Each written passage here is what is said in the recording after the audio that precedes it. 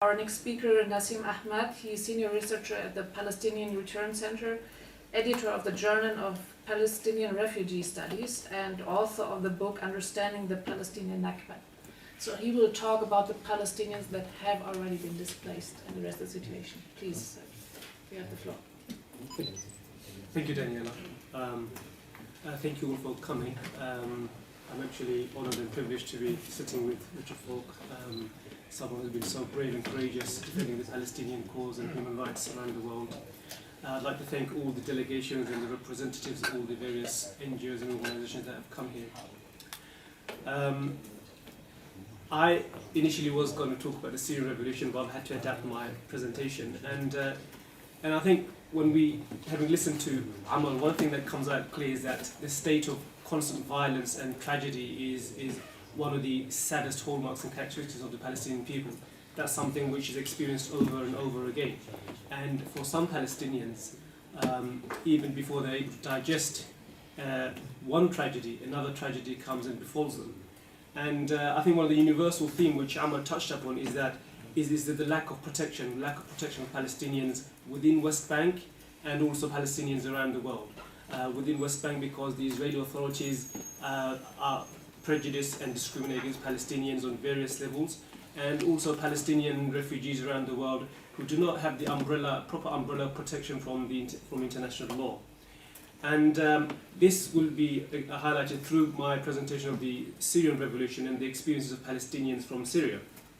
And as you know, the Palestinians from Syria are suffering the same kind of cycle of violence, tragedy which befell the Palestinians from Iraq in 2003. These are the same groups who were expelled in 1948. They settled in the surrounding countries, and they moved from one expulsion to another expulsion. And in a more recent time, we saw in 2003 where nearly 20,000 Palestinians had to flee the sectarian violence because they did not have the umbrella of protection from international law and also the various countries in the region. And this again is something we're seeing with Palestinians in Syria. With the sectarian violence, again, nearly 40,000 Palestinians have been expelled and 500,000, nearly 200,000 Palestinians displaced within Syria. Of course, I mean, one might of course say, why are we talking about Palestinians from Syria, given that Syria is such a great complex conflict? But I think we need to look at the Syrian issue and look at the lack of protection which Palestinians face and ask what is the end product for the Palestinians in the diaspora, Palestinians who are refugees in Syria, in Jordan, in Lebanon.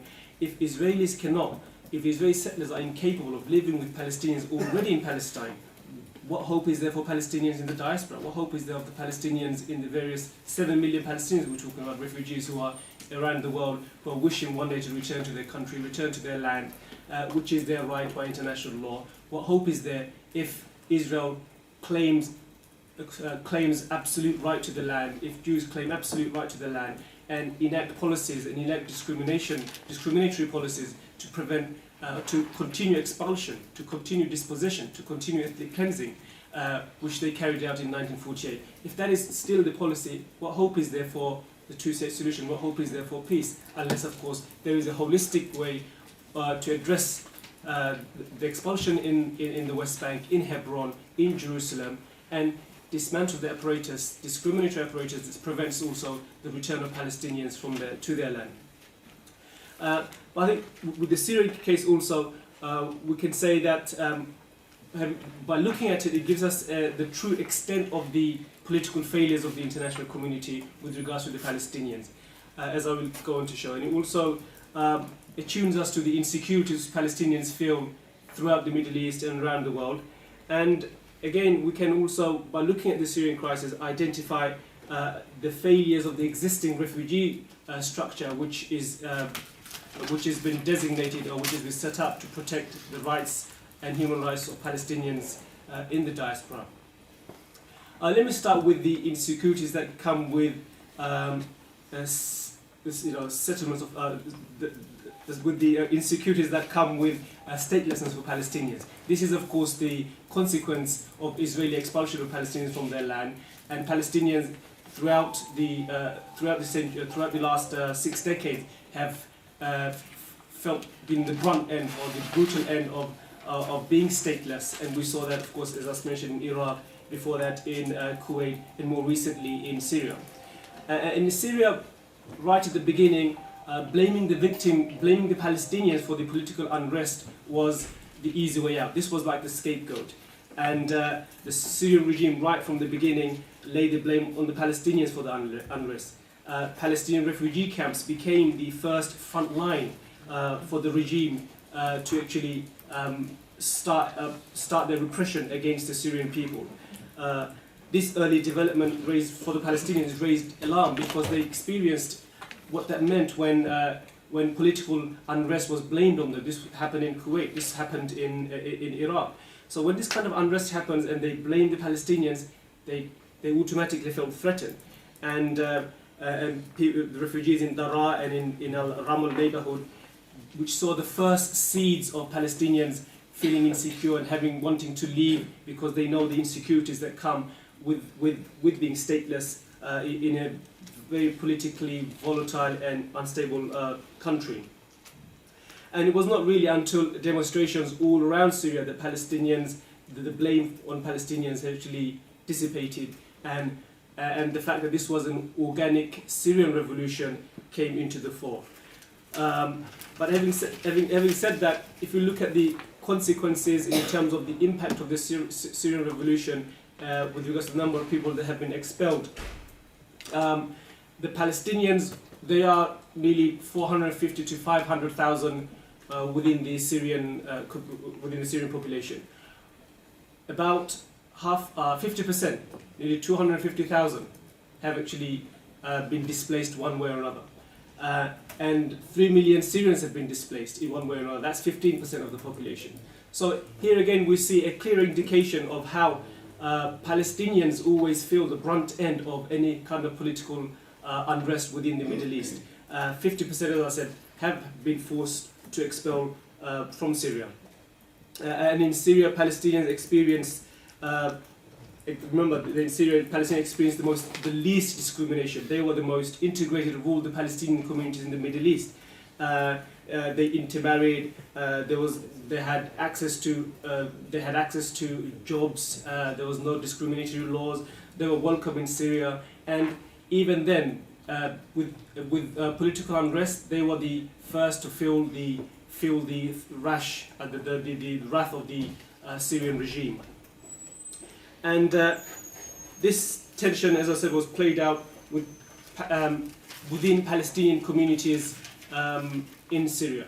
Because of the experiences they've had in Kuwait, in Iraq, having sometimes sided with the wrong political parties, there was tension within the Palestinian political organization as to who they should support or whether they should remain neutral. At the beginning, there was a strong urge to remain neutral because they feared what would happen if they actually feared the consequences, knowing what happened in Kuwait and Iraq. And as the Syrian revolution progressed, Palestinians, like the Palestinian group Hamas, they decided to actually side with the Free Syrian Army, and they actually left Syria. Some Palestinian factions decided to actually support the regime.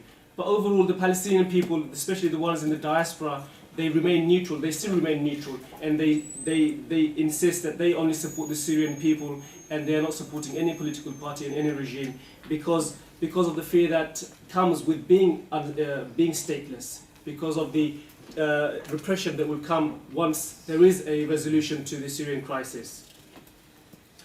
And this also again exposes the failure within the, as I said, existing protection regime for the Palestinians. As you know, no other refugee community in the world is excluded from the kind of levels of protection which Palestinians are restricted from. UNRWA has played an essential part in assisting Palestinians to survive after the 1948 Nakba. They were set up to actually, as a humanitarian organization, temporarily knowing that Palestinians who were expelled in, say, for example, Syria, Lebanon, and Iraq, and Jordan, that very soon they will actually return to Palestine. They will return to their homeland in Palestine. But because Israel has continued to resist any kind of return of the Palestinians, that has not happened. But the perception that UNRWA actually looks after the Palestinians, that it protects all their rights en bloc, en masse, in a sense, it conceals the many failures within UNRWA, and the fact that it's actually in extreme pressure and suffering from extreme budget deficits, and no way provides the umbrella of protection which other refugees, even Syrian refugees, are allowed by UNHCR, or Afghanistan refugees and various other refugees. So Palestinians, in that sense, with regards to international law, they are marginalized in a way no other refugees are. And the practical manifestation of this is that Palestinians are treated differently at the borders. So where you'll have refugees streaming in from the same conflict, from the same war, Palestinians would be treated differently. They would be discriminated against. And if we look at, say, for example, in Jordan, there is a clear distinction in the way it treats refugees who are Syrian and refugees who are Palestinians. So Syrian nationals, for example, as soon as they establish their identity and they are passed the security check, they are automatically allowed to enter the country. Whereas Palestinians, they have no such provisions, and they will actually remain detained within the borders. And this creates scenarios where you have fathers who are, say, for example, Jordanian. They are allowed into the country, but his family and his children who are Palestinians, they are detained within the detention camp and not allowed to leave the detention camp. So this is not something unique. It's happening regularly, and we've had delegation going to these places, and they've discovered such incidences as well. Human Rights and Amnesty also reported these incidents as well.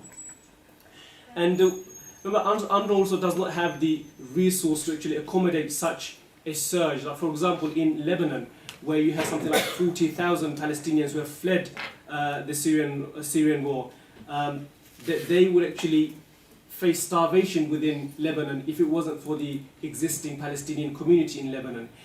There are examples of families who are accommodating 20 or 30 people in a 2-bedroom house. You know, this is not new. It's a recurring thing. And if it wasn't for their courtesy, if it wasn't for the fact that they know what it feels like to be displaced, they know what it feels like to be expelled, if it wasn't for their kindness, UNRWA would not be able to pick up the pieces of 30,000, 40,000 refugees fleeing from Syria into Lebanon, which is already stretched, which is already overpopulated, and you have a scenario now where you have, as I said, sometimes 30, sometimes 40 living within a 2-bedroom accommodation. And this again also shows us the true extent of the political failures. The solution to the refugees, as we know, is for them to return to their country. This was the clear goal and vision of the international community passing UN Resolution 194. This is why UNCCP was set up initially, UNRWA was set up, so that temporarily they can identify what the losses were for the Palestinians, and soon they will return them to the to their homes and land and reimburse them. And if the great powers had actually insisted on Israel to repatriate the Palestinian refugees after 1948, the Nakba in 1948, as was demanded, the refugee problem would not have happened. What would the Middle East have actually looked like if the Palestinian refugee problem was not there? What would Lebanon be like? You know, would we have had a Black September? Would we have the current 7 million Palestinians wandering without any kind of proper protection within the Middle East and around the world? Would that have happened? If I know it's a counterfactual argument, but it shows that clearly there was a way to end the conflict even before, by repatriating the refugees, which was their basic human rights, and end the conflict there and then. But instead, as we see, we have an ongoing campaign of occupation and settlement and dispossession, and it's the same infrastructure that has continued to deny the same Palestinians to return to their land. So instead of enforcing human rights, Israel has made Palestinian return an impossibility. Not just in historical Palestine, you know, which is their actual right as a human right, but also in occupied Palestinian territories in the West Bank.